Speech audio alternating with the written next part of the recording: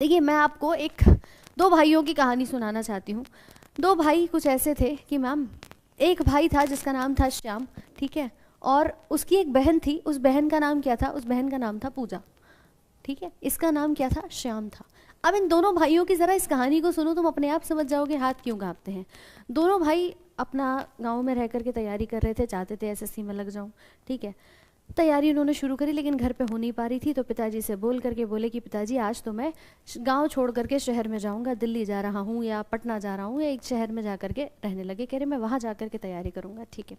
जब वो वहाँ पर चले गए अपना घर छोड़ करके, तो दोनों भाई बहन जा करके तैयारी करते हैं। सुन लेना आज इस कहानी को, तुम्हारे सारे प्रश्न जो है वो हल हो जाएंगे। मैम आज आप नहीं गए प्रयागराज? नहीं बेटा मैं आज नहीं गई, मैं जब जाऊँगी तो आपको बता दूँगी, ठीक। कहानी है एक भाई और एक बहन की, श्याम और पूजा। दोनों ही अपना गांव छोड़ करके शहर में जाने लगे और शहर में जा करके बस गए। वहां जाकर अपनी तैयारी शुरू कर दी। एसएससी की तैयारी कर रहे थे और इसी के चलते, जैसा कि आप जानते हैं, शुरुआत में जब किसी की भी तैयारी शुरू होती है तो एक बहुत बढ़िया सा जोश बच्चों के मन में होता है, एक जुनून होता है कि अब तो मुझे दिन रात लगकर पढ़ाई करनी है, घर छोड़ करके आया हूँ, ठीक है। शुरुआत का एक महीना बढ़िया रहा, कोचिंग ज्वाइन कर ली, लाइब्रेरी लगा ली, अपना घर पे तैयारी, सेल्फ स्टडी, सब कुछ बढ़िया चल रहा था। लेकिन पूजा ने अपनी तैयारी जो थी ना वो बढ़िया से करी, रेगुलर क्लास जाती थी, अपनी कोचिंग करती थी, सब कुछ उसका रेगुलर था। लेकिन जो श्याम था, थोड़ा सा माम होता है ना लड़कों के अंदर, दोस्तों के साथ बहक जाते हैं, कहते हैं अच्छा दिल्ली आया हूँ, चलो दिल्ली भ्रमण कर लेता हूँ, आज की क्लास का क्या है छोड़ देता हूँ, आज की क्लास छोड़ दी।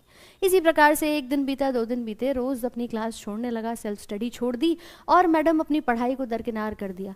देखते ही देखते पूजा ने समझाया बहुत कि भाई पढ़ ले, मेहनत कर ले, सिलेक्शन हो जाएगा तो पिताजी का नाम रोशन हो जाएगा। लेकिन नहीं, श्याम भाई साहब नहीं माने। लेकिन पूजा हमारी बहुत सिंसियर थी, पढ़ती रही। जैसे जैसे पूजा अपनी पढ़ाई करती रही, अचानक से 5-6 महीने बीत गए देखते ही देखते, और दिन आ गया आपके एसएससी के एग्ज़ाम का। अब जब एसएससी का एग्ज़ाम का दिन आया, दोनों को ही पेपर देने जाना था, दोनों पेपर देने गए, बढ़िया तरीके से गए। एक के मन में डर था कि पढ़ाई की है अच्छा होगा कि नहीं, और दूसरे के मन में ये डर था कि पढ़ाई नहीं की है अब आगे क्या होगा, होता है कि नहीं, ठीक है। चलो भैया दोनों पेपर देकर आते हैं, और पेपर देके आने के बाद समय बीतते ही बीतते उनका रिजल्ट आ जाता है। अब जिस दिन रिजल्ट आया, पिताजी भी गांव से आ गए, पिताजी भी घूमने आए हुए थे कि चलो दिल्ली का थोड़ा हम भी भ्रमण कर लें। पिताजी के सामने जैसे ही रिजल्ट आया, अब सोचिए किसकी हालत बुरी होगी मैम, श्याम की या पूजा की? आप ही मुझे कॉमेंट करके बता दो जल्दी से, फटाफट से, किसकी हालत बुरी होगी? मैम पिताजी सामने बैठे हैं और हमारा रिजल्ट आ चुका है, पीडीएफ खोल रहा हूँ। पूजा बड़े प्यार से कि ठीक है चलो, डर उसको भी था, हाथ उसके भी कांप रहे थे, लेकिन वो अपने रिजल्ट को खोल कर देखती है और उसका सिलेक्शन लिस्ट में नाम था, और ये इसी हालत में भागता हुआ नजर आया। क्यों? पढ़ाई तो करी नहीं थी, रिजल्ट में नंबर आना नहीं था, पता था पिताजी से कुटाई से अच्छा है पहले ही भाग जाऊं।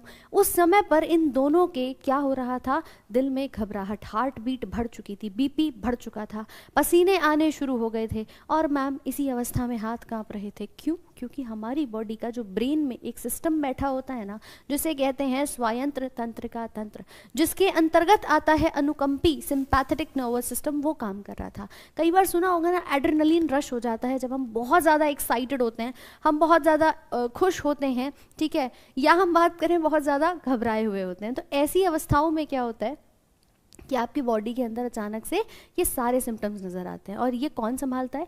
हमारा ब्रेन संभालता है। तो अपने आप हुआ, कभी ऐसा काम ऐसा तो नहीं होता ना कि मैम आप जानबूझ करके कर रहे हो, ये अपने आप है, बॉडी अपने आप रिस्पॉन्ड करती है कि जब तुम्हें पता है कि भैया किसी से लड़ाई होने वाली है, या जब आप पहली बार एरोप्लेन में बैठते हैं, फ्लाइट में बैठते हैं, तो लगता है ना कुछ अजीब सी घबराहट होती है।